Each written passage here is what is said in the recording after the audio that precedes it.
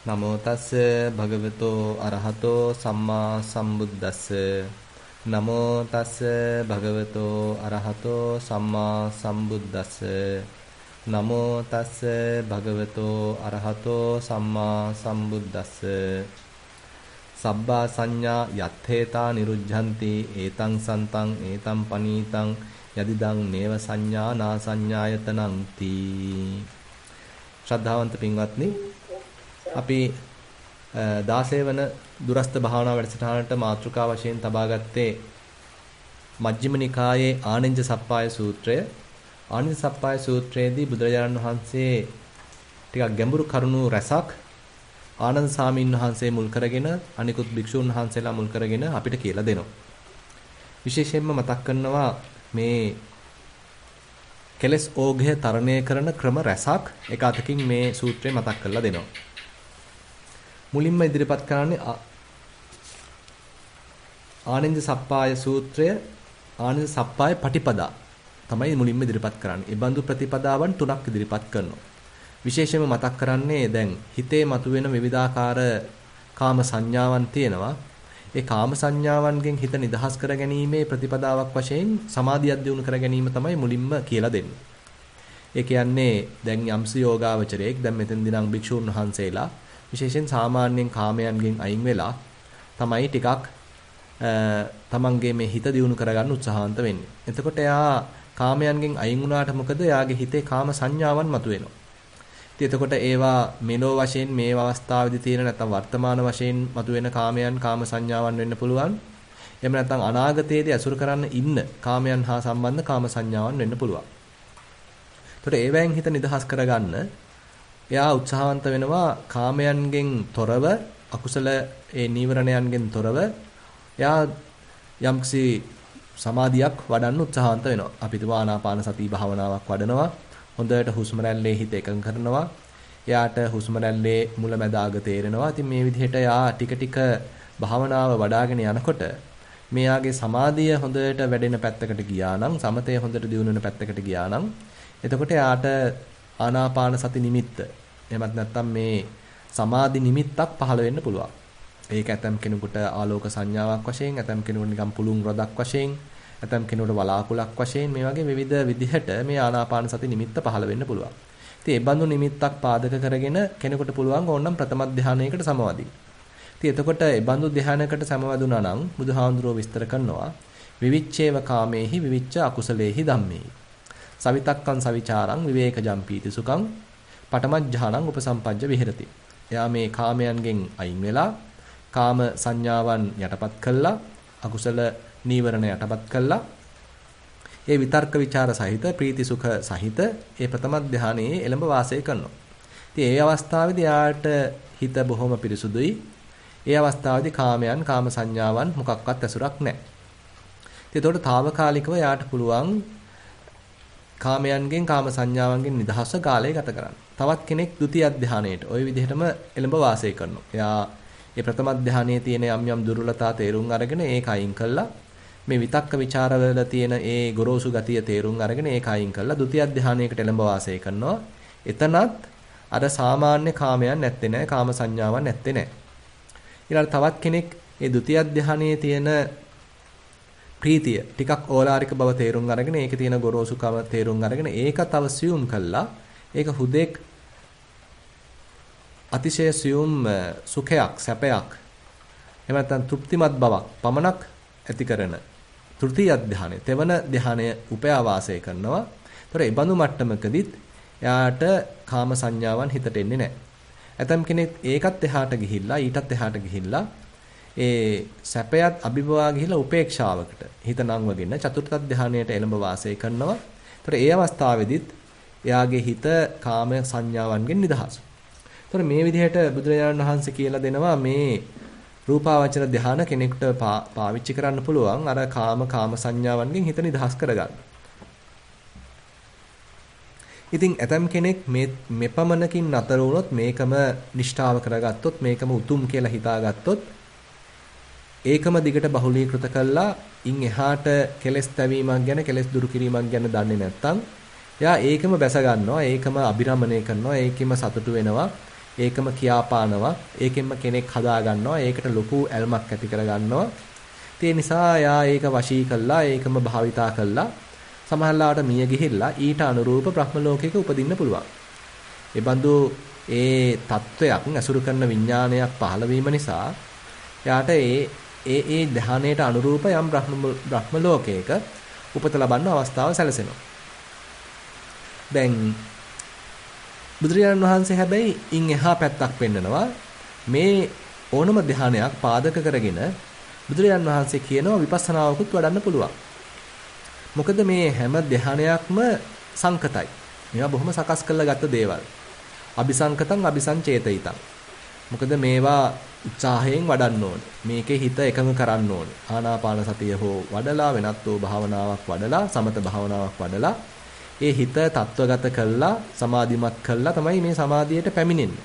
එතකොට මේ සමාධියේ වාසය කිරීම එක්තරාන්දමකින් හිත සකස් කිරීමක්.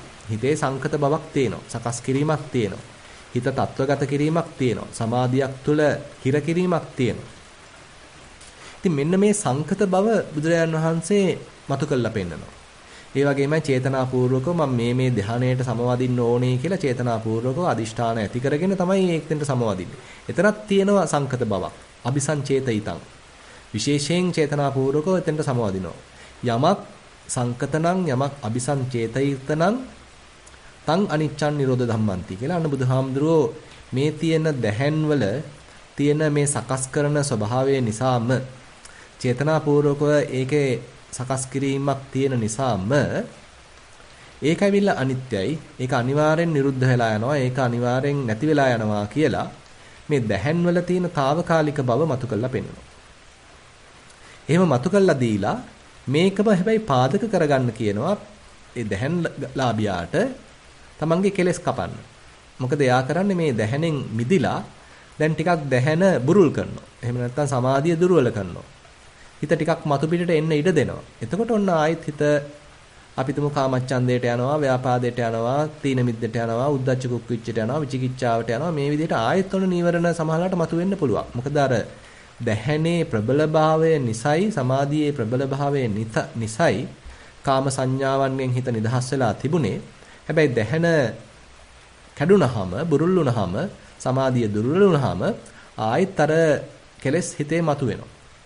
හැබැයි අර හිතේ පැවතිච්ච එකඟතාවය නිසා ඒ දැහැණෙන් ලැබිච්ච සමාධිමත් සමාහිත බව නිසා එයාට මේ මතුවෙන කෙලෙස් බොහොම පැහැදිලිව දැක ගන්න පුළුවන්. අන්න එයාට එතනෙන් විපස්සනාවකට නම් ගන්න හොඳ අවස්ථාවක් සැලසෙනවා. මොකද අපේ හිත නිරන්තරයෙන් අතෝරක් නැතුව කෙලෙසුන්ගෙන් බැට කනකොට එතකොට විපස්සනාවක් වඩන්න අමාරුයි. මොකද හිතේ නැහැ පැහැදිලි බවක්.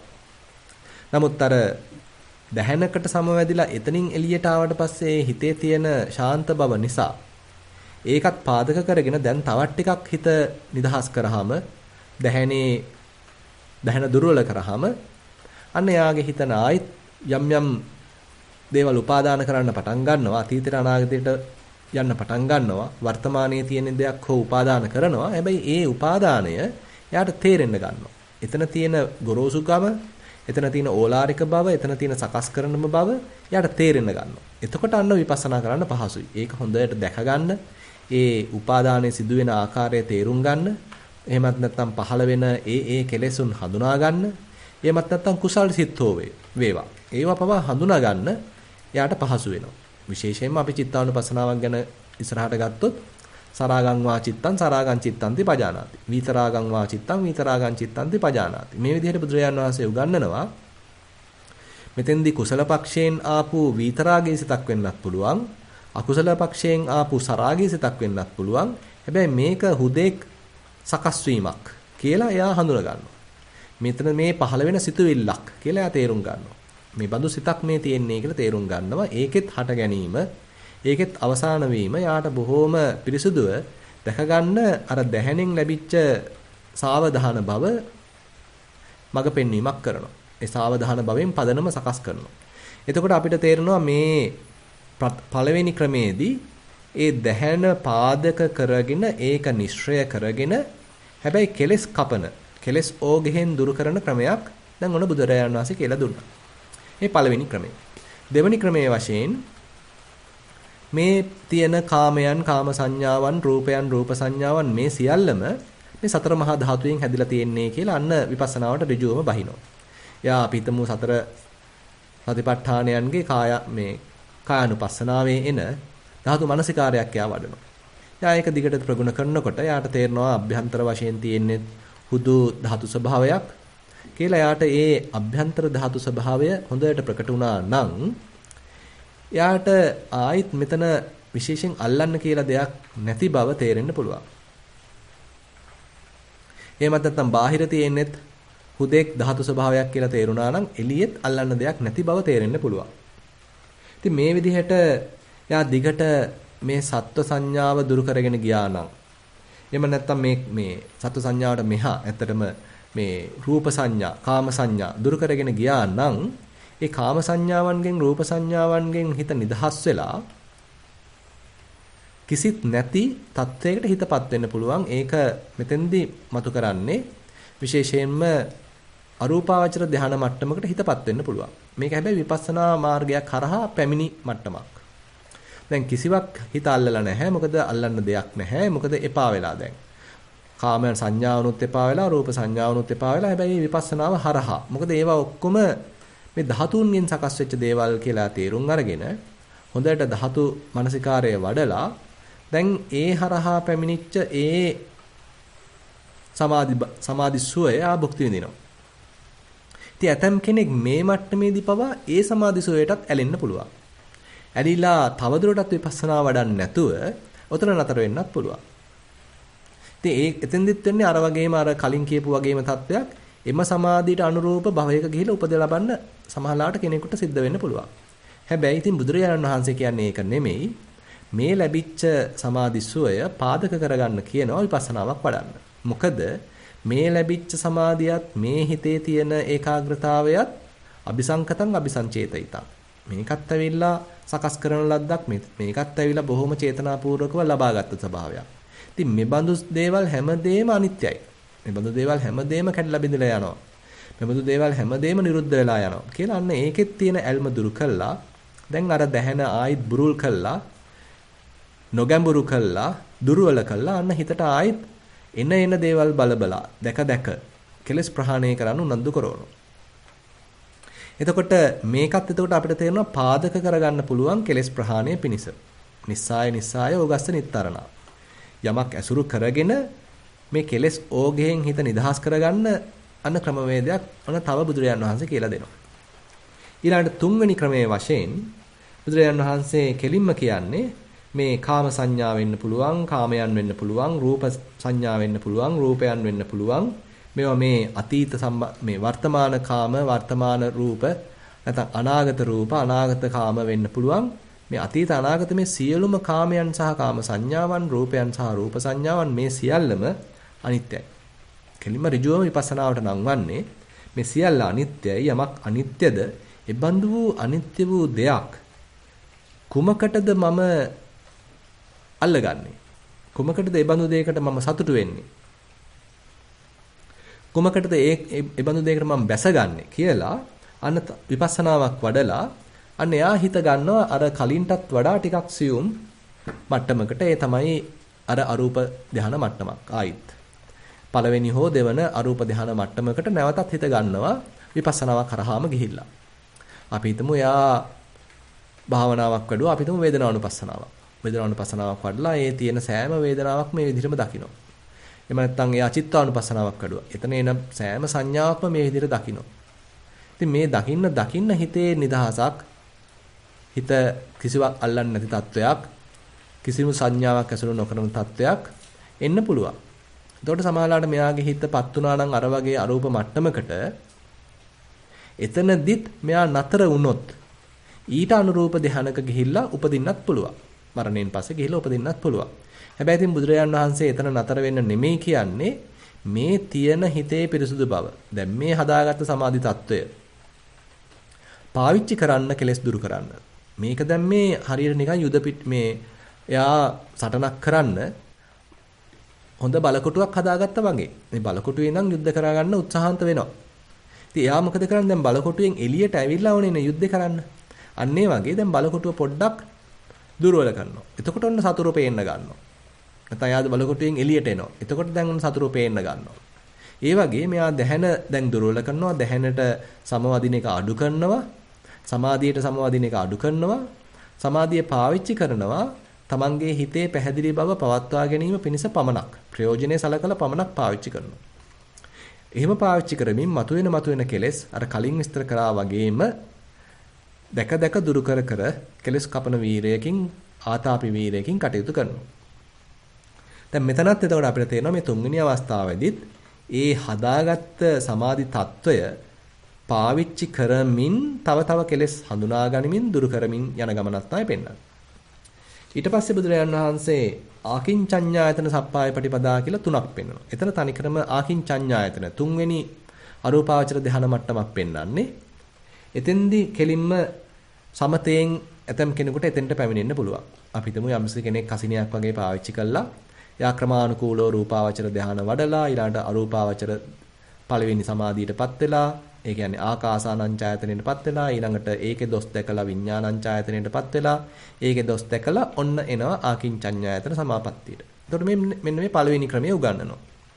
ඒ ක්‍රමේදී ඒ මට්ටමේදී එහෙම නැත්නම් ඒ පැමිණෙන සමාධියේදී බුදුරජාණන් වහන්සේ කියනවා අර කලින් කතා කරපු කාමයන් හෝ කාම සංඥාවන් හෝ රූපයන් හෝ රූප සංඥාවන් හෝ ඇත්තේ නැහැ. ඊටත් අමතරව අර ඊට කලින් කතා කරපු ආනෙන්ජ සංඥාවක්වත් ඇත්තේ නැහැ. ඒ කියන්නේ රූපාවචර ධ්‍යාන වල තියෙන සංඥා මට්ටමක්, ඒ වගේම අරූපාවචර පළවෙනි සහ දෙවෙනි ධ්‍යාන වල තියෙන මේ සංඥා මට්ටමක්වත් නැහැ. දැන් ඒ කතකින් බැලුවාම දැන් මේ ප්‍රතිපදාව හරහා බුදුරජාන් වහන්සේ හරි සූක්ෂම මට්ටමක් තමයි පෙන්눔 කරන්නේ. පළවෙනි මට්ටමයට වඩා සූක්ෂමයි දෙවෙනි මට්ටම. දෙවෙනි මට්ටමට වඩා සූක්ෂමයි තුන්වෙනි මට්ටම. දැන් මේ හතරවෙනි මට්ටම අර කලින් මට්ටම් තුනටම වඩා සූක්ෂමයි. මොකද හිතේ තවත් සංඥා දුරු වෙලා. ක්‍රමානුකූලව සංඥා දුරු කරමින් දැන් ඔන්න හිත තව අරගෙන තියෙනවා. දැන් මේ ඇවිල්ලා තියෙන්නේ ආකින්චඤ්ඤායතන මට්ටමකට. ඉතින් සමතේකින් ආපු යෝගාවචරයෙක්. එයා මේකම ඉස්සර කරගෙන ගියා. ඒකටම ඇලුනා. ඉන් එහා දෙයක් හිතුවේ නෑ. මේ සමාධි සෝයයටම එයා කැමති වුණා, ලොල් වුණා, ඒකෙම බැසගත්තා. ඉතින් ඒකේ ප්‍රතිඵලයක් වශයෙන් එයා මිය ගිහිල්ලා සමහරලාට මීට අනුරූප ආකින්චඤ්ඤායතන බ්‍රහ්ම ලෝකේ උපදින්න පුළුවන්. නමුත් බුදුරජාන් වහන්සේ කියන්නේ ඒක නෙමෙයි. දැන් මේක පාදක කරගන්න විපස්සනාවක් වඩන්න. ඒතර මේකත් ඇවිල්ලා අபிසංකතං අபிසංචේතිතං මේ තියෙන අරූප සමාපත්තිය කොච්චර ප්‍රබල එකක් වුණත් මේකත් සකස් කරන ලද්දක්.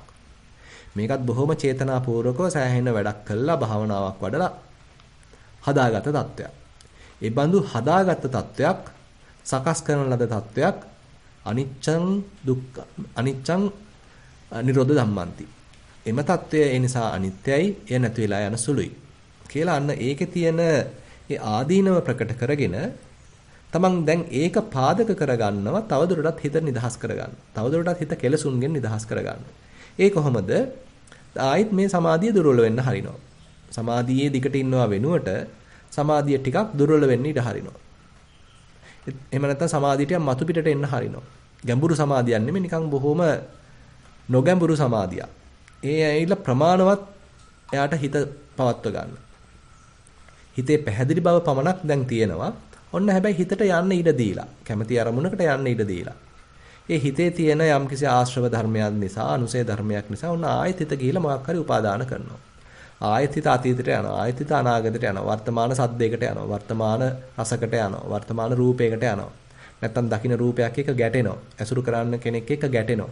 ඉතින් මේ ඔක්කොම දැන් එයාට සක්සුදක්සේ පැහැදිලිව පේනවා. මොකද අර හැදිච්ච හිතේ සමාධිමත් බවක් තියෙන නිසා, සමාහිත බවක් තියෙන නිසා, ඒ පැහැදිලි මනසේ දැන් මේ කෙලස් වැඩ කරන හැටි යාට තේරෙන්න ගන්නවා.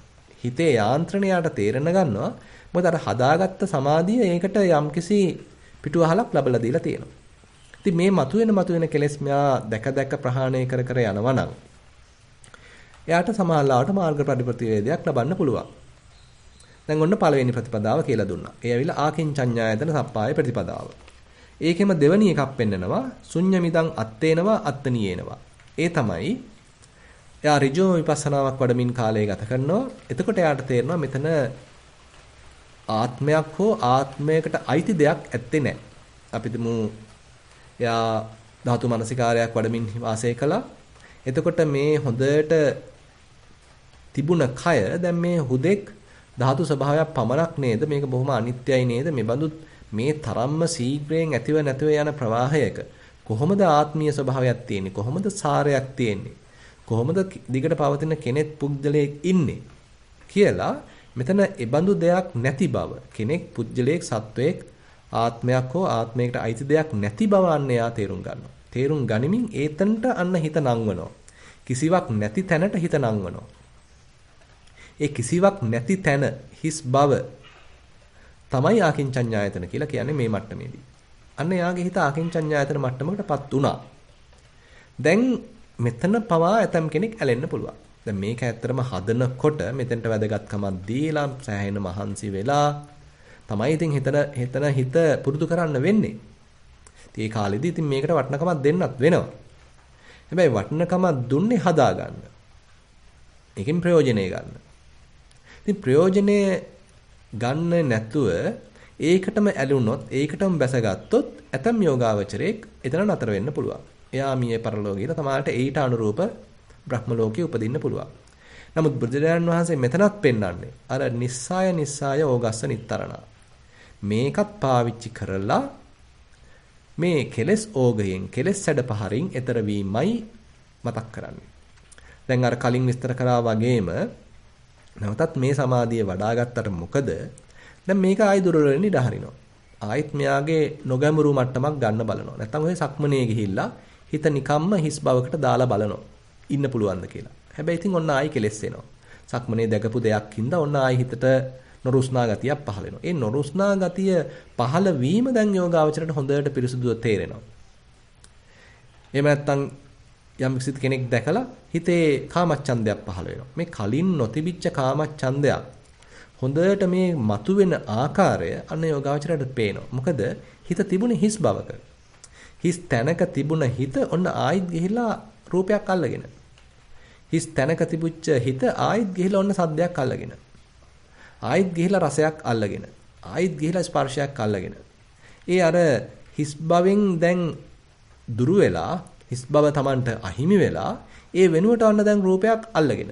නැත්තම් සද්දයක් අල්ලගෙන. රසයක් අල්ලගෙන. ස්පර්ශයක් අල්ලගෙන කියලා ඒ ඇල්ලීම එයාට හොඳට තේරෙනවා. දැන් ඒ ඇල්ලීම හරි ගොරෝසුට දැනෙනවා. ඒ ඇල්ලීම කරද්දි හිත කරපු සකස් කිරීම එයාට දැනෙනවා. එහෙම නැත්නම් ඒ ඇල්ලීම කිරීම සඳහා නිකම් පටිච්චසමුප්පන්නව හේතුඵල ධමයක් වශයෙන් හිත අවිද්‍යාවෙන් මෙහෙवला ක්‍රියාත්මක වෙන හැටි එයාට දැනෙනවා. සංකතං ඕලාරිකං පටිච්චසමුප්පන්නං කැමති විදිහකට එයාට පේන්න පුළුවන්. දැන් ඔය ඉන්ද්‍රිය භාවනා සූත්‍රයේදී එහෙම බුදුරජාන් වහන්සේ විස්තර කරනවා යම්කිසි ආයෙත් ඔන්න හිතේ මනාපයක් පහළ වුණා. හිතේ කැමැත්තක් පහළ වුණා. අන්න ඒක එතකොට තේරුම් ගන්නවා දැන් කලින් නම් තිබුණේ උපේක්ෂාවක ඔන්න ආයෙත් මනාපයක් පහළ වෙලා. ආයෙත් හිතේ කැමැත්තක් පහළ වෙලා. ආයෙත් හිතේ ඔන්න ආසාවක් පහළ වෙලා. මේ පහළ වෙච්ච කැමැත්ත මේ ආසාව සකස් කරන ලද්දක්. අර කලින් තිබුණේ ටිකක් සකස් වීම අඩු මට්ටමක්. හැබැයි දැන් ඔන්න ආයෙත් සකස් කරන ලද්දකට ඇවිල්ලා. එහෙමත් නැත්නම් මේ පහළලා තියෙන ආසාව මේ තියෙන තණ්හාව මේක ඇවිල්ලා රළුයි. මේක තියෙන යම් ගොරෝසු බවක් තියෙනවා. අර කලින් හිටියේ හරි සරල බවක. සකස් වීම අඩු තැනක. කියලා අන්න මේ සාපේක්ෂව යාට තේරුම් ගන්න අවස්ථාව ලැබෙනවා. මේ කෙලෙස් මට්ටමේ තියෙන ඕලාරික බව. කෙලෙස් මට්ටමේ තියෙන සකස් කරපු බව. කෙලෙස් මට්ටමේ තියෙන රළු බව. ඒ කෙලෙස් මට්ටමට එද්දි අවිද්‍යාව මූලික කරගෙන මේ ආපු ගමන පරිසම්පන්න ස්වභාවය යාට තේරෙන්න ගන්නවා. තේරුණා නම් ඉතින් කරන්න තියෙන්නේ ඒ තැනට ඉඳ දීලා කෙලෙසුන්ට වහල් වීම නෙමෙයි. එහෙනම් කෙලෙසුන්ගෙන් හිත නිදහස් කර ගැනීම. ආයෙත් ඔන්නේ කෙලෙස් දැක්කා, අතහැරියා, සතිමත් වුණා, අතහැරලා දැම්මා. දැන් මේ විදිහටත් එතකොට මේ දෙවනි ආකින්චඤ්ඤායතන ප්‍රතිපදාව කෙනෙකුට කෙලෙස් දුරු කර ගැනීම පිණිස පාවිච්චි කරන්න පුළුවන්. ඊළඟට ඔන්න තුන්වෙනි ප්‍රතිපදාවක් බුදුරජාණන් වහන්සේ උගන්වනවා. ඒ මොකද්ද? මෙයා තව මේ මෙතන ආත්ම ස්වභාවයක් කෙනෙක් පුජ්‍යලයක් නැති බව තේරුම් යන්න එයාට තේරෙනවා මේ ඇතුළත ආත්මයක් කියලා සාරයක් කියලා ගන්න දෙයක්වත් නැහැ. ඒ බඳු ආත්මයක් කියලා ස්වභාවයක් එළියේ ඇත්තෙත් නැහැ. ඒ වගේම එළියේ ඉන්න අය කෙනෙක් පුජ්‍යලයක් මමෙක් ආත්මයක් කියලා කියාගෙන හිටියට ඒ බඳු ආත්මයක් මේ මංගාව ඇත්තෙත් නැහැ. ඒ වගේමයි වෙන ලෝකෙ කොහෙවත් ඇත්තෙත් නැහැ. ඉතින් අර තවදුරටත් බොහොම පැතිරිච්ච ශූන්‍ය ස්වභාවයක්. තවදුරටත් බොහොම පැතිරිච්ච හිස් ස්වභාවයක්. ආත්මයකින් ආත්මයට අයිති දෙයකින් හිස්. ඒ බව ඒ හිස් බව අන්න තව තව යාට තේරුම් ගිහිලා ඒ තැනට ඔන්න හිත නංවනවා. විපස්සනාවකින් එතෙන්ට හිත ගන්නවා. ඒ හරහාත් අන්න පැමිණෙන්නේ එයා අකින්චඤ්ඤායතන මට්ටමකට. කිසිත් නැති මට්ටමකට. ඉතින් ඒ මට්ටම ඒ ලැබෙන ඒ උපේක්ෂා සහගත බව කෙනෙක් කැමති වෙලා ඒකට ලොල් වුණොත් ඒකට විශේෂ කැමැත්තක් ඇති කරගත්තොත් ඒකට බැස ගන්න ගියොත් මේ හිතේ ස්වභාවය කියන්නේ ඕක පවා අල්ලන්න පුළුවන්. ඒකට පවා විශේෂ ආසාවක් ඇති කරගෙන ඒක පවා අල්ලන්න පුළුවන්. ඕකම ඉතින් අල්ලගෙන ගියොත් මරණින් පස්සේ ගිහිල්ලා ඔන්න එයා ඊට අනුරූප අකින්චඤ්ඤායතන බ්‍රහ්ම ලෝකෙ උපදින්න පුළුවන්. හැබැයි ඉතින් නැවතත් මතක් කරගන්න තියෙන්නේ බුදුරජාන් වහන්සේ පෙන්වන්නේ නිස්සාය ඕගස්ස නිත්තරණ. මේක පාවිච්චි කරන්න මේ කෙලෙස් සැඩපහරින් හිත නිදහස් කරගන්න. එහෙනම් මොකද්ද කරන්න තියෙන්නේ? මේ සමාධිය කොච්චර අමාරුවෙන් වඩා ගත්තත් කමක් නැහැ. මේක මං කඩලා දානවා. මේක මං දුර්වල වෙන්න ඉඩ හරිනවා. මේක මං වඩන්න නැතුව ඉන්නවා.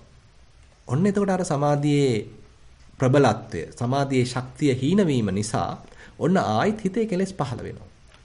එතකොට හැබැයි මේ යෝගාවචරයට මේ කෙලෙස් පිරිසුදුව හඳුනා ගන්න පුළුවන්. කෙලෙස් වල තියෙන පිරිසුදු බව නෙමෙයි.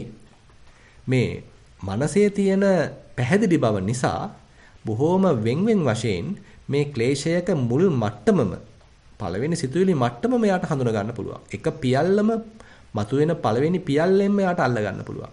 ඒකයි ඔය ධම්මානුපස්සනාවේදී එහෙම හරි ලස්සනට බුදුරජාණන් වහන්සේ පෙන්වන්නේ අනුප්පන්නස්ස කාමච්ඡන්දස්ස උපාදෝ හෝති තංච පජානාති. මේ කලින් තිබුණ නැහැ කාමච්ඡන්දයක්. මෙන්න කාමච්ඡන්දයක් මතුවෙනවා. දැන් එයාට දැක මේ කාමච්ඡන්දේ මතුවෙන හැටි බලාගෙන ඉන්න පුළුවන්. කලබල වෙන්න යන්නෙත් නැහැ. දැන් ඔන්න කාමච්ඡන්දේ මතු වුණා. ඒ ගැන සතිමත් වුණා. දැන් ඒකට ඇලෙන්න යන්නේ නැතුව ඒකත් එක්ක ගැටෙන්න යන්නෙත් නැතුව ඒකට අහු වෙන්න යන්නෙත් නැතුව හිටියොත් ඔන්න කාමච්ඡන්දය එයා විසින්ම ප්‍රහාණය වෙලා යනවා. එයා විසින්ම ඡය වෙලා යනවා. ඉතින් එතකොට මේ uppannassa කාමච්ඡන්දස පහීනෝ හෝති තංච පජානාති. මේ ඉපදුන කාමච්ඡන්දේ ඔන්න දැන් දුරුවන් වෙලා ගියා, ඡය වෙලා ගියා. ඔන්න දැන් මේ යෝගාවචර බොහොම නිශ්චලව බලාගෙන ඉන්නවා. මොකද මේ මනස පැහැදිලි. මනසේ තියෙන ආනෙන්ජ මට්ටමක්. මනසේ තියෙන නොසැලෙන මට්ටමක්. හොඳ සතිමත් බවක්, තහවුරු වෙච්ච සතිමත් බවක් තියෙනවා. සමාහිත බවක් තියෙනවා. ඒ නිසා අර ඇවිල්ලා යන කෙලෙස් දිහා එයා බොහොම අකම්පිතව බලාගෙන ඉන්නවා. එනවා යනවා. හට ගන්නවා නැති වෙනවා. උපාදෝ පඤ්ඤායති වයෝ පඤ්ඤායති. මේ ඇති වෙන හැටිත් දකින්නවා නැති වෙලා යන හැටිත් දකින්නවා. ඉතින් මේක රූපයන්ගේ වෙන්න පුළුවන්, වේදනාවන්ගේ වෙන්න පුළුවන්, හිතේ වෙන්නත් පුළුවන්.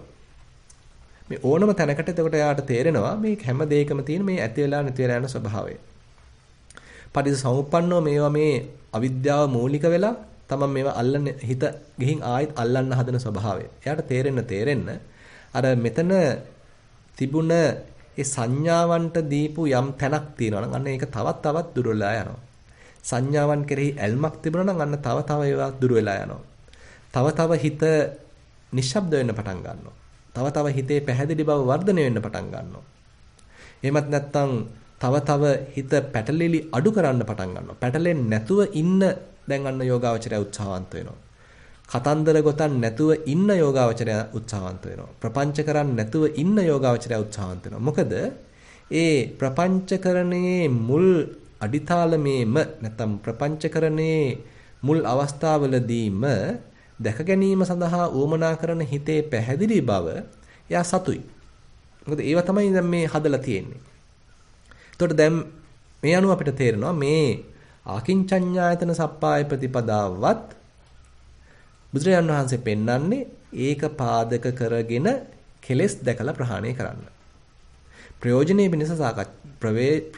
පිණිස පාවිච්චි කරන්න. එහෙම නැතුව ඒක අල්ලගෙන ඒක උතුම් කියාගෙන ඊට අනුරූප බ්‍රහ්ම ලෝකේ උපදින්න නෙමෙයි. බුදු කෙනෙක් පහළ වෙලා අපිට කියලා දෙන්නේ.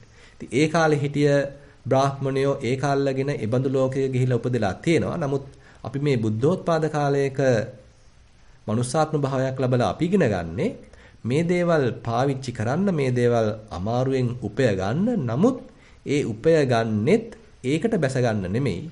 ඒකට ඇල්මක් ඇති කරගෙන ඒක උතුම් කියලා කියා ගන්න නෙමෙයි. ඒක පාදක කරගෙන හිතේ කෙලෙස් ප්‍රහාණය කරන්න. දැන් ඔන්න අපි එතකොට කතා කරලා තියෙනවා ආනන්ද සප්පාය ප්‍රතිපදා තුනකුත් ආකින්චඤ්ඤායතන සප්පාය ප්‍රතිපදා තුනකුත්. දැන් මීටත් එහාට බුදුරජාණන් වහන්සේ ඔන්න අද තවත් එකක් පෙන්ලා දෙනවා. ඒ තමයි ආනන්ද සප්පාය සූත්‍රයේ එන නේව සංඥා නා සංඥායතන සප්පාය ප්‍රතිපදාව. දැන් ඒක අඩිටත් වඩා සූක්ෂමයි. දැන් එතෙන්දී යෝගාවචරයා මේ ආපු කාමයන් කාම සංඥාවන්, රූපයන් රූප සංඥාවන්, ඊළඟට අර ආනන්ද මට්ටමේදී ආපු ඒ රූපාවචර දෙහන් මට්ටම්, ඊට පස්සේ එතන තියෙන සංඥා මට්ටම, ඊළඟට අරූපාවචර පළවෙනි දෙවෙනි දැහන් වල තියෙන සංඥා මට්ටම, ඊළඟට දැන් මේ කතා කරපු ආකින්චඤ්ඤායතන මට්ටමේ තියෙන සංඥා මට්ටම. ඒවා පවා තවත් අයින් කළා අන්න යාගේ හිත එනවා සංඥා ඇත්තේත් නැති නැත්තේත් නැති අතිශය සූක්ෂම මට්ටමකට. ඉතින් දැන් මේ බඳු මට්ටමක් ගැන බුදුරජාණන් වහන්සේ පෙන්නනවා. ඒ බඳු මට්ටමක් අරගත් යම්කිසි යෝගාවචරයෙක්. දැන් මේකට විපස්සනාවක් අවශ්‍ය නැහැ. සමතෙන් පවා එදා යෝගාවචරයෝ නැත්තම් එදා හිටිය බ්‍රාහ්මණයෝ පවා ඇවිල්ලා තියෙනවා. දැන් අපිට මතකයි භාගතුන් වහන්සේ බුදු වෙන්න කලින් අර කිං කුසල ගවේෂීව සැරිසරනකොට අර හම්බෙච්ච ආලාරකාලාම කියන ඒ බ්‍රාහ්මණ පඬිවරයා එයාට සමවදින්න පුළුවන්කම තිබුණා. අපි දැන් අර ඉස්සෙල්ලා කතා කරපු ආකින්චඤ්ඤායතන මට්ටමට. ඊට පස්සේ හම්බෙච්ච උද්දකරාම පුත්ත කියන ඒ තවුසට එයාට සමවදින්න පුළුවන්කම තිබුණා නේව සංඥා නා සංඥායතන කියන මට්ටමට. හැබැයි දැන් බෝසතාණන් වහන්සේ එදත් තේරුම් අරන් තිබුණා මේ ආකින්චඤ්ඤායතන මට්ටම කියන්නේ නිවන නෙමෙයි කියලා. නේව සංඥායතන නා සංඥායතන මට්ටම කියන්නේත් ඒක නිවන නෙමෙයි කියලා. ඒකයි එදා බෝසතාණන් වහන්සේ ඒ ගුරුවරු දෙදෙනාම අර තරම් මේ තමන්ගේ පිරිස පවරද්දි ඔබ මගේ පිරිසෙන් භාගයක් අරගෙන පරිහරණය කරන්න මම ඉතිරි කොටස පරිහරණය කරන්නම් කියලා. ඒ තරම් බොහෝම නිර්හංකාරව ඒ ගුරුවරු මේ බෝසතාණන් වහන්සේට මේ තමන්ගේ පිරිස පවරද්දි තමයි බෝසතාණන් වහන්සේ එතනින් යන්නේ. මොකද තේරුණා මේ ආකින්චඤ්ඤායතන මට්ටම හෝ නේව සංඥා නා සංඥායතන මට්ටම කියන්නේ නිවන නෙමෙයි කියලා. ඉතින් එතකොට සමතේනුත් එතෙන්ට එන්න පුළුවන්. නේව සංඥා නා සංඥායතන මට්ටමකට එන්න පුළුවන්. ඉතින් එතකොට ඉබ්බන්දු මට්ටමකට සමතේකින් ආපු කෙනෙක් ඒක අල්ල ගන්නත් පුළුවන්. ඉතින් ඒක තමයි මේ උද්දකරාම පුත්ත බ්‍රාහ්මණයා ඇතුළු ඒ අනිකුත් පිරිසට වෙන්නේ නැත්තේ. ඒගොල්ලන්ට පිහිට වෙන්න බැරි වුණා බුදුරජාණන් වහන්සේට. මොකද ඒක අල්ලගෙන ඒ අනුරූප බ්‍රහ්ම ලෝකයේ ගිහිල්ලා ඉපදිලා. දැන් බුදුරජාණන් වහන්සේ හැබැයි කියන්නේ යම්ස කෙනෙක් හැබැයි මේකට පැමිණිලා මෙලෝ වශයෙන් මේ මනුස්ස ලෝකෙදී මේ බඳු මට්ටමක් උපයාගෙන වාසය කරනවා නම් හැබැයි එයාට බුදුබණක් ඇහුනොත් මේකත් සංකතයි මේකත් ඕලාරිකයි මේකත් පටිච්චසමුප්පන්නයි කියලා. මේකත් මේ හදාගත්ත තත්වයක්. මෙතනක් තියෙනවා හිතේ සකස් කිරීමක්. මෙතනක් තියෙනවා ගොරෝසුකමක්. මෙතනක් තියෙනවා හිත මේ දෙයක ඇලිලා ඉන්න ගතියක්. මේ දෙයකට සත්වගත කරලා ඉන්න ගතියක් මෙතනක් තියෙනවා. ඒක අතින් බැලුවා අතිශය සූක්ෂම මට්ටමක්. ඒත් සංකතයි. ඒත් සකස් කරන ලද්දක්. ඒත් චේතනාපූර්වකව වාසය කිරීමක්. ඉතින් බුදුරජාණන් වහන්සේ ඉතින් ඒ නිසා මේකත් පාදක කරගෙන හිත කෙලසුන්ගෙන් නිදහස් කර ගැනීමට තමයි උපදෙස් දෙන්නේ. එහෙමනම් ඉතින් මෙතෙන්දිත් කරන්න වෙන්නේ මොකද්ද? මේ දැහැනට සමවැදින එක අඩු කළා හිත ටිකක් සමාධියේ දුර්වල වෙන්න ඉඩ හරිනවා. එතකොට එහෙනම් අර කලින් විස්තර කරපු වගේම දැන් ආයෙත් ඔන්න හිත ගිහිල්ලා අතීතයට යන්න පුළුවන් අනාගතයට යන්න පුළුවන්. එහෙම නැත්නම් වර්තමානයේම ඇහෙන දෙයකට, පේන දෙයකට ආයෙත් ඔන්න යන්න පුළුවන්. ගිහිල්ලා ආයෙත් ඔන්න උපාදාන වෙනවා. ආයෙත් ඔන්න Taman තේරුම් ගන්නවා මේ මොකක් හරි කාම උපාදානයක්. ඔන්න ආයෙත් ගියා රූපයක් උපාදාන කරන්න. ආයෙත් ඔන්න භවයක් ගැන උපාදාන කරන්න ගියා. මේවා ආදී වශයෙන් එයාට මේ හිත උපාදාන කරන හැටි, ගිහිල්ලා අල්ලන හැටි පිරිසුදු දැක ගන්න පුළුවන්. මොකද අර සමාධියෙන් හදලා දිවිච්ච හොඳ පසුබිම නැත්නම් ඒ පදනම තියෙන නිසා. ඉතින් එතකොට මෙතෙන්දිත් බුදුරජාණන් වහන්සේ පෙන්වන්නේ නිස්සාය ඕගස්ස නිත්තරණ. ඒ කියන්නේ දැන් මේ නේව සංඥා නා සංඥායතන සප්පාය ප්‍රතිපදාවේදී ඒකත් පාවිච්චි කරන්නේ හිත කෙලස් ඕගයෙන් නිදහස් කරගන්න. දැන් මේ විදිහට බුදුරජාණන් වහන්සේ දැන් ඔන්න ප්‍රතිපදා 7ක් ඉදිරිපත් කරනවා. දැන් ඕක අහගෙන ඉන්න ආනන්ද ස්වාමීන් වහන්සේ අතුරු ප්‍රශ්නයක් නගනවා. ඒ තමයි උන්වහන්සේ කියනවා දැන් මේ එක සමාධියක්වත් ඇසුරු කරන්නේ නැතුව යම්ස කෙනෙක් ඍජුවම විපස්සනාවක් වඩන්න උත්සාහන්ත වෙනවා. ඉතින් මේ කාලේ වුණත් කතා කරනවා ශුෂ්‍ය විදර්ශනා කියලා එහෙම. එයා ඔය එකක්වත් ගණන් ගන්න නැහැ, සමාධියක් ගැන හිතන්නේ නැහැ. පුළුවන් මතුවෙන වෙලාවට හැම තිස්සෙම හිත එතන එකඟ කර සතිය දියුණු කර එතන විපස්සනා කරන්න උත්සාහන්ත වෙනවා. සමාධියක් ගැන හිතන්නේ නැහැ.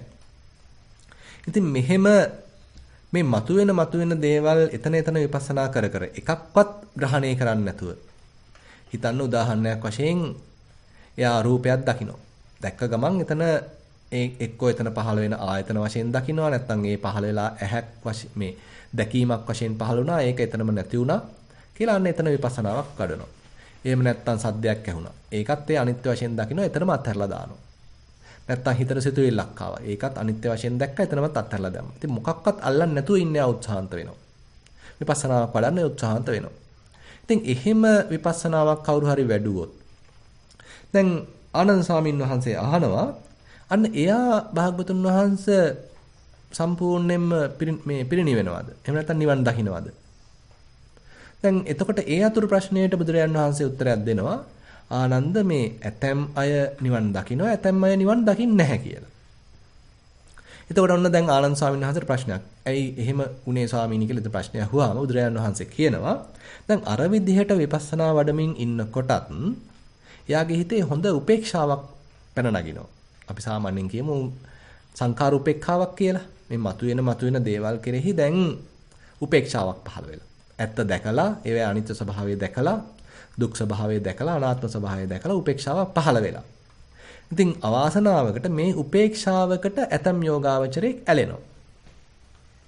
දැන් මේ පහළ වෙලා තියෙන උපේක්ෂාවක් හිතේ සෑහෙන අකම්පිත බවක් උපේක්ෂාවක්. මේ උපේක්ෂාව පවා ඇතම් කෙනෙක් අල්ල ගන්නවා.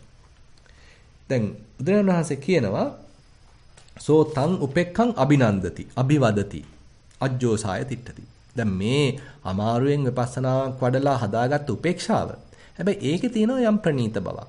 ඒකේ තියෙනවා හරි හිත සංඥා ගන්නෙ නැති ඉන්න පුළුවන් කමක් එතන තියෙනවා. ඒක අල්ලගත්තොත් අන්න එයා ඒක අගය කරන්න ගන්නවා. අන්න එයා ඒක බැස ගන්න ගන්නවා. ඒක අන්න කියාපාන්න පටන් ගන්නවා. ඉතින් ඒ විදිහට ඉන්න ගත්තොත් අන්න තං නිසිතං විඥානං හෝති.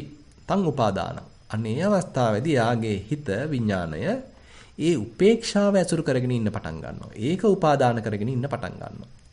සෞපාදානෝ ආනන්ද න පරිනිබ්බායති. ආනන්ද යමක් උපාදාන කරගෙන ඉන්නවා නම් එයා පිරිණිවෙන්නේ නැහැ. එයා නිවන් දැකලා නැහැ. පූර්ණ වශයෙන් නිවන් දැකලා නැහැ. දැන් එහෙම කිව්වට පස්සේ ආනන්ද ස්වාමීන් වහන්සේ අහනවා එතකොට භාග්‍යවතුන් වහන්සේ එයා ගිහිල්ලා කොහෙද උපදින්නේ? එතකොට බුදුරජාණන් වහන්සේ කියනවා ආනන්ද එයා ගිහිල්ලා උපදින්නේ නේව සංඥා නා සංඥායතනෙ. එතකොට ඉතින් ආනන්ද ස්වාමීන් වහන්සේ කියනවා භාග්‍යවතුන් වහන්සේ මේ යන්න තියෙන මේ භවයක් වශයෙන් ගත්තොත් යන්න තියෙන උසස්ම තැනට නේද ගියේ කියලා. ඔව් ආනන්ද ඉතින් භවයක් වශයෙන් නම් ගත්තොත් යන්න තියෙන උසස්ම තැනකට ගිහිල්ලා තියෙනවා කියලා කියනවා.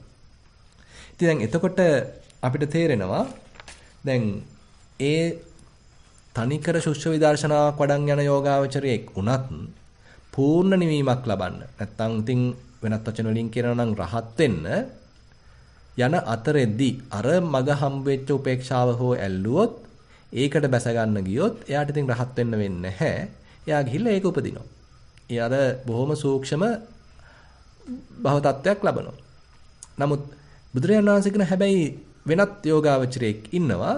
එයා අර උපේක්ෂාව ලබනවා. හැබැයි ඒ උපේක්ෂාව අල්ලගන්න යන්නේ නැහැ. ඒ උපේක්ෂාවට බැස ගන්න යන්නේ නැහැ. ඒ උපේක්ෂාව කියාපාන්න යන්නේ නැහැ. එයා ඒ උපේක්ෂාව පාදක කර ගනිමින් තව කෙලෙස් කපන්න උත්සාහන්ත වෙනවා. ඒ උපේක්ෂාව අර කලින් සමාධිවල විස්තර කරා වගේම මේ ඇවිල්ලා තියෙන උපේක්ෂාවත් එයා පාවිච්චි කරන්නේ තව කෙලෙස් හඳුන ගන්න. ඒක අල්ලගන්න යන්නේ නැහැ. ඒ උපේක්ෂාව අල්ලගන්න යන්නේ නැහැ. ඒකට බැස ගන්න යන්නේ නැහැ. හැබැයි හිතේ පිරිසුදු බව, පැහැදිලි බව පවත්වනවා කෙලෙස් හඳුනා ගැනීම පිණිස.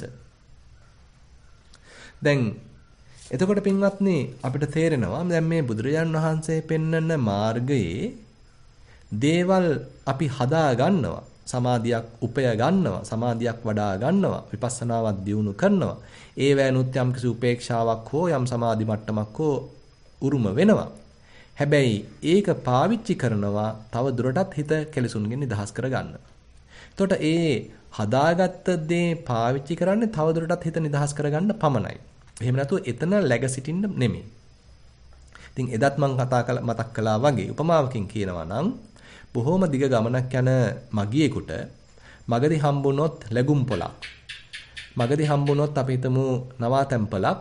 එයා ඒකේ ප්‍රයෝජනෙ ගන්නවා. හැබැයි එතන නතර වෙලා ඉන්නේ නැහැ. එයා එයාගේ ගමන යනවා. අන්න ඒ වගේ තමයි එතකොට මේ බුදුරජාන් වහන්සේ පෙන්වන මාර්ගය. ඉතින් මේක තවදුරටත් බුදුරජාන් වහන්සේ විස්තර කරනවා කොහොමද එතකොට මේ තැනක් විපස්සනාට නංවන්නේ.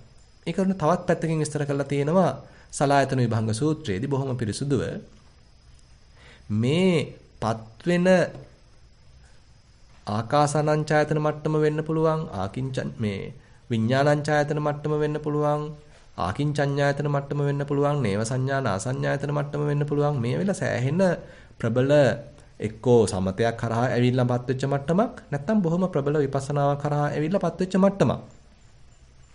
හැබැයි මෙතනට බුදුරජාන් වහන්සේ කියනවා අතම්මේතාවය පාවිච්චි කරන්න. මේකෙන් කෙනෙක් හදන්න යන්න එපා. මේක බවටපත් වෙන්න යන්නත් එපා. දැන් ඔන්න ඔය තම්මේතාව කියන එක අපි පොඩ්ඩක් තේරුම් ගන්න වටිනවා. දැන් පින්වත්නි අපි දන්නවා රත්තරණින් හැන්දක් හැදුවොත් අපි කියනවා ඔන්න රන්මය හැන්දක්. අපි හිතමු රත්තරණින් කඩුවක් හැදුනොත් අපි කියනවා ඔන්න රන්මය කඩුවක්. අපි හිතමු රිදී භාවිතා කළා කාසියක් හදුවොත් අපි ඔන්න කියනවා රිදීමේ කාසියක්. නැත්නම් රිදී කාසියක්. එතකොට හදපු දෙය ඒ අමුද්‍රව්‍යයෙන් පාදක කරගෙන අපි වස්තුව හඳුන්වනවා. අපි හිතමු මැණික් අයිති කෙනෙක් අපි කියනවා මැණික් මුදලාලි. දැන් එහෙම නැත්නම් බැංකුවේ වැඩ කරන කෙනා ඔන්න බැංකු මහත්තයා. ඉතින් ඔය විදිහට අපි එයාව හඳුන්වන්න එයාගේ ඒ වෘත්තිය, එයාගේ ඒ හැකියාව දැන් සින්දු කියන කෙනා ඔන්න ගායකයා. ඒ මොකක් හෝ දෙයින් අපි යාව හඳුන්වනවා. ඉතින් අන්න ඒ වගේ එයත් ඉතින් එය බවටපත් වෙනවා. ඉතින් එයත් උජාරුවට කියනවා මම ගායකයෙක්, මම ඉංජිනේරුවෙක්, මම දොස්තර කෙනෙක්, මම ව්‍යාපාරිකයෙක්, මම ගුරුවරයෙක්. ඉතින් මේ විදිහට එයා ඒ තමන්ගේ වෘත්තියෙන් එයා කෙනෙක් හදනවා. එහෙම නැත්නම් එයා අයිති කරගෙන මම ඉඩම් හිමියෙක්, මම වැණික් හිමියෙක්, මම වතු හිමියෙක්. ඉතින් මේ විදිහට එයාගේ ඒ අයිතියෙන් එයා කෙනෙක් හදාගෙන. ඔන්නෝකට කියන තම්මයතාවය කියලා. අපි කෙනෙක් බවට පත් වෙනවා ඒ අපේ වෘත්තියෙන් අපේ මේ දක්ෂතා වලින් ඒ හැම දෙයකින්ම කෙනෙක් හැදීමක් තියෙනවා. පුජ්‍යලයක් හැදීමක් තියෙනවා. එහෙම නැත්නම් අපි එය බවට පත් වෙනවා. දැන් අපි දෙයක් බලාගෙන ඉඳද්දී අපි ඕන්න හිත එතන ගිහිල්ලා බැස ගන්නවා. මම ඒ රූපේ බවට පත් වෙලා. මට සින්දුවක් ඇහෙනකොට මම මේ සින්දුවේ සම්පූර්ණයෙන් බැසගෙන නම් මගේ හිත සම්පූර්ණයෙන් මෙන්න රූපය තුළ ඒ සද්දය තුළ බැසගෙන. දැන් මේ සමාධියක වුණත් ප්‍රථම ධානයට සමවැදිලා ඉන්නකොට ඒක හරියට සීරුවෙන් ගත කරේ නැත්නම් ඔන්න ඒක ගිහිලා හිත සම්පූර්ණයෙන් බැසගත්තා නම් ඔන්න එය බවටපත් වෙලා. ඉතින් මේ හැම තැනදීම බුදුරජාණන් වහන්සේ පෙන්වන්නේ මහා අමුතුම ප්‍රතිපදාවක්. බුදුරජාණන් වහන්සේ කියනවා පඨම ඥානායපිකෝ සමාපatti අතම්මයතා වුත්තා භගවතා. මේ ප්‍රථම ධානය පවා අතම්මයතායි කියලා බුදුහාමුදුරුවෝ කියනවා. මේකෙන්වත් කෙනෙක් හදන්න යන්න එපා. ප්‍රථම ධානලාභියෙක් කියලා අනුන්ට කියාපාන්න යන්න එපා. ප්‍රථම ධානලාභියෙක් කිය හිතේ එන සිතුවිලි වලට අහු වෙන්න යන්න එපා. අනිත් අයට කියාපාන්න යන්න එපා. මේකෙන් මාන්නයක් හදාගන්න යන්න එපා. යේනහි මඤ්ඤන්ති තතෝ තං හෝති අඤ්ඤතා. මොකද මේ වෙයිලා මඤ්ඤණාව. අන්න ඒ ප්‍රථම ධානය ඇසුරු කරගෙන ප්‍රථම ධානය අනුසාරයෙන් අපි මොකක් හරි හිතනවා නම් දැන් මේ ධානයේ ඉන්න අවස්ථාවේදී නෙමෙයි ධානයෙන් එළියට ඇවිල්ලා එයා කල්පනා කරනවා. මම තමයි මේ ධාන වැඩුවේ. මට තමයි ඒක පුළුවන්. අනිත් අයට නම් බෑ. එතකොට එයා එක්කෝ ඒකේ අයිතිකාරයෙක් වෙලා. මගේ තමයි ප්‍රථම ධානය. ඉතින් මේ කුමන හෝ ආකාරයකින් එයා ඒ සමාධිය ගැන එයා උජාරුවෙන් කතා කරනවා නම් ඒක ගැන එයා අනිත් අයට කියාපානවා නම් එයා ඒකෙන් කෙනෙක් වෙන්න යනවා නම් අන්න එතන අහු වෙලා ඉන්නේ. ඉතින් ඔය අතම්මයතාව බුදුරජාණන් වහන්සේ සෑම සමාධියක් දක්වාම පෙන්ලා දෙනවා. ဒုတိ ය ධානයටත් ওই විදිහටම කරන්න ඕනේ. තෘතිය ධානයට, චතුර්ථ ධානයට, ආකාසානංචායතනයට, විඥානංචායතනයට, ආකින්චඤ්ඤායතනයට, නේව සංඥානාසඤ්ඤායතනයට මේ හැම තැනටම බුදුරජාණන් වහන්සේ කියන්නේ ඒ අපි අන්තිම එක ගත්තොත් නේව සංඥානාසඤ්ඤායතන සමාපත්තියාපි අතම්මයතා වුත්තා භගවතා. මෙන්න භාගතුන් වහන්සේ කියලා තියෙන්නේ මේ නේව සංඥානාසඤ්ඤායතනෙන්වත් කෙනෙක්ව හදන්න එපා. එය බවටපත් වෙන්න එපා. ඉතින් එතකොට මේ බුදුහාමුදුරුව පෙන්වන මාර්ගය හරිම සූක්ෂමයි කියන්න පුළුවන්. ඉතින් විපස්සනාව හරහා ගිහිල්ලා වුණත් අර සලායතන විභංග සූත්‍රයේ පෙන්වනවා වගේ ඇතම් කෙනෙක් අර විවිධ ක්‍රම හරහා ගිහිල්ලා හොඳ උපේක්ෂාවක් හදා ගන්නවා. විපස්සනාවෙන් හදාගන්න උපේක්ෂාවක් තියෙනවා. හිතන්න උදාහරණයක් වශයෙන් අපි රූප දිහා බල හිටියා.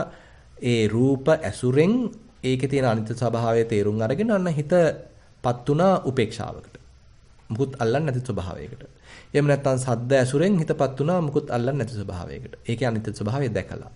රස, ගන්ධ, සුවඳ, ස්පර්ශ, හිතේ එන සිතුවිලි මේ ඕනම දෙයක් කරහා එයාට යන්න පුළුවන් ඒ උපේක්ෂාවකට. හැබැයි මෙතන විවිධත්වයක් තියෙනවා.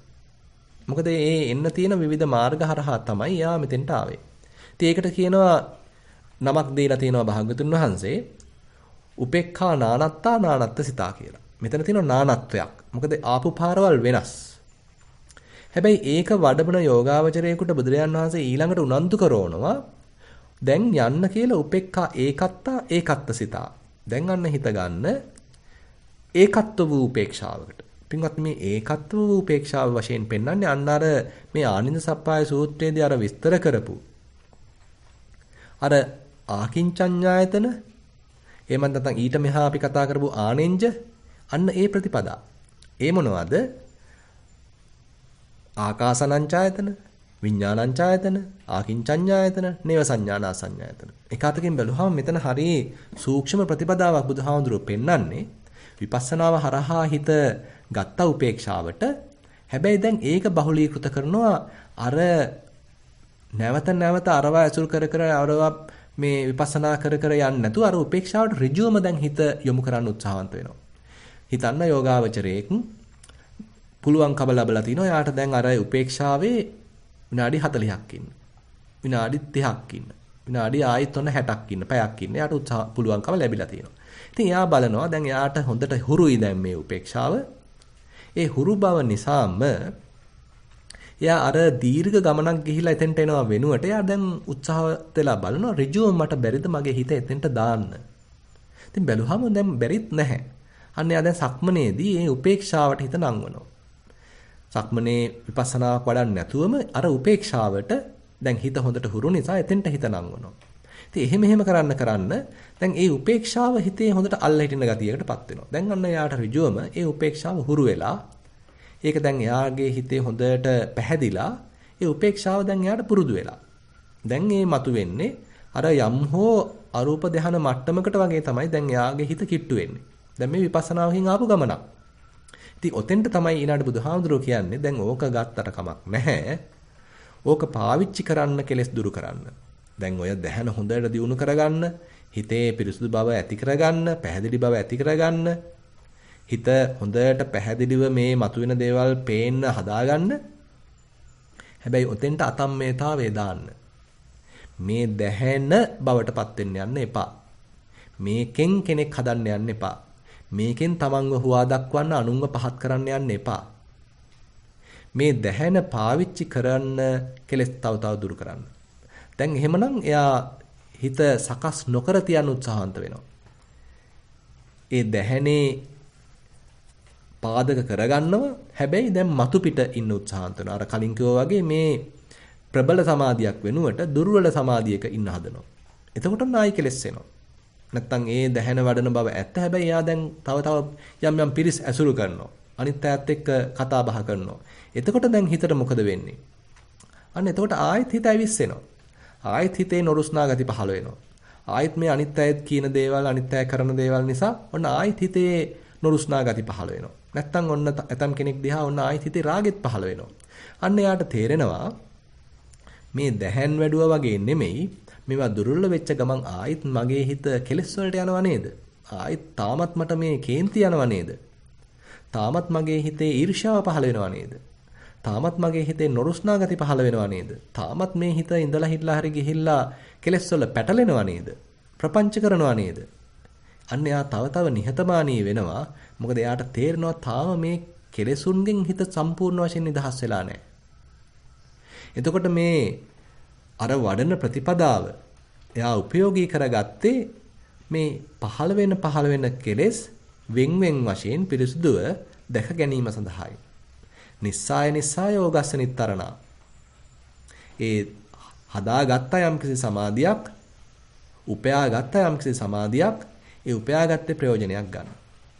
හදාගත්ත යම්කිසි පහුරක්, ඒ පහුර හදාගත්තේ කෙලෙස් සැඩ පහරෙන් එතර වෙන්න.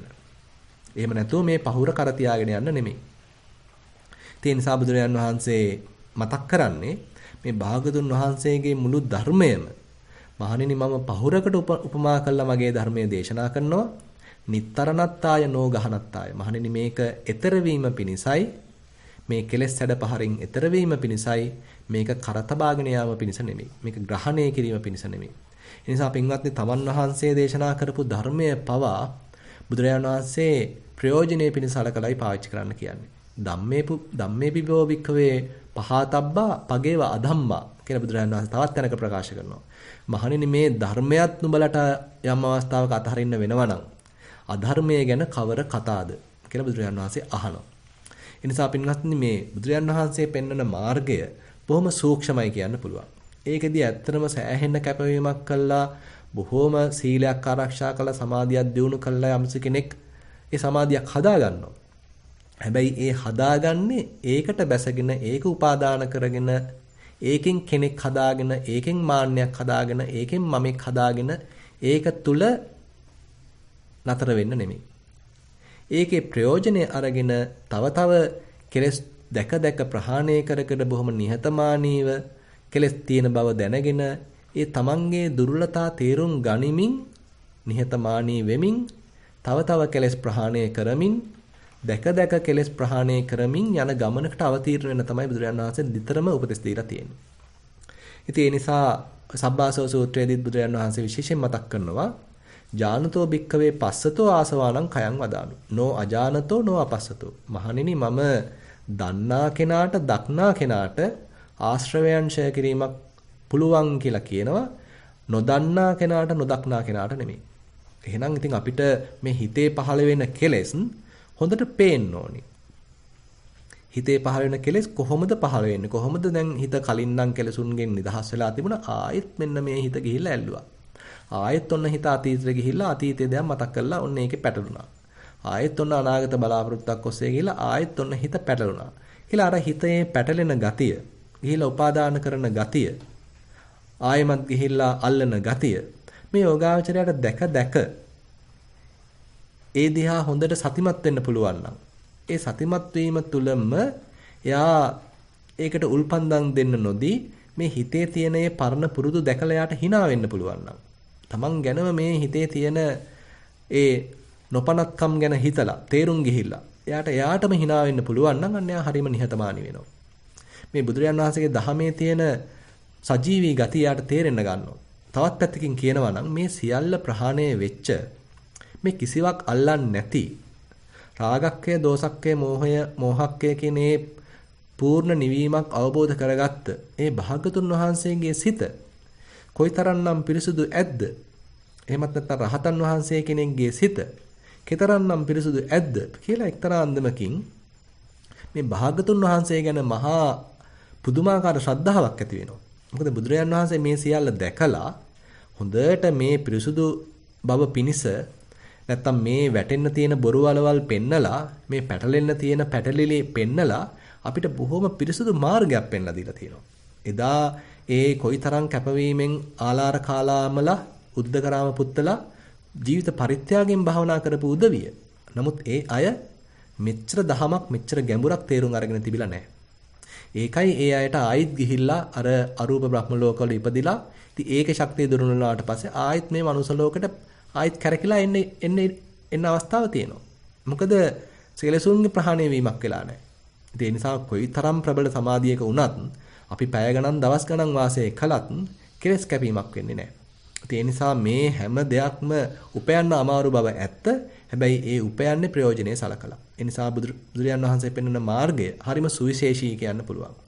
ඒ බඳු මාර්ගයක් පෙන්වපු ඒ බුදුරජාන් වහන්සේ මේ සියල්ල පසු කරගෙන මේ එකක්වත් අල්ලන්නේ නැතුව රාගයෙන්, ద్వේෂයෙන්, මෝහයෙන් තමන් වහන්සේගේ සිත පිරිසුදු කරගෙන යන්න ඕන මාර්ගය මෙන්න මේකයි කියලා එහෙනම් පිරිසුදු දේශනා කරලා තිනවා. ඒ නිසා පින්වත්නි අපිත් අපේ ශක්ති පමණින් මෙන්න මේ පිරිසුදු මාර්ගයේ අපේ කෙලෙස් බොහොම නිහතමානීව හඳුනා ගනිමින් ඒ සඳහා උමනා කරන පසුබිම මේ සමාධි වලින් පවත්වමින් අපිත් ඒ බඳු පිරිසුදු ගමනක් යන්න නිවන් මඟක් ප්‍රගුණ කරන්න අපි උත්සාහන්ත වෙමු. මේ එක ගමනකින්වත් නැත්නම් මේ එක සම්දිස්ථානයකින්වත් මාන්නයක් ඇති කරගන්න නැතුව කෙනෙක් හදන්න යන්නේ නැතුව තමන් අනුන්ට වඩා උසස් කියලා හිතන්න යන්නේ නැතුව මේ බුදුරජාන් වහන්සේ පෙන්වන මාර්ගයේ බොහොම නිහතමානීව අහිංසකව යන්න අපි උත්සාහන්ත වෙමු. ඒ සඳහා අප සියලු දෙනාටම යම් මඟ පෙන්වීමක්, දිරිගැන්වීමක් අද දින ධර්මදේශනාවෙනුත් සිදු වේවා කියලා ප්‍රාර්ථනා කරමින් අද ධර්මදේශනාව අවසන් කරනවා. සියලු දෙනාටම තෙරුවන් සරණයි.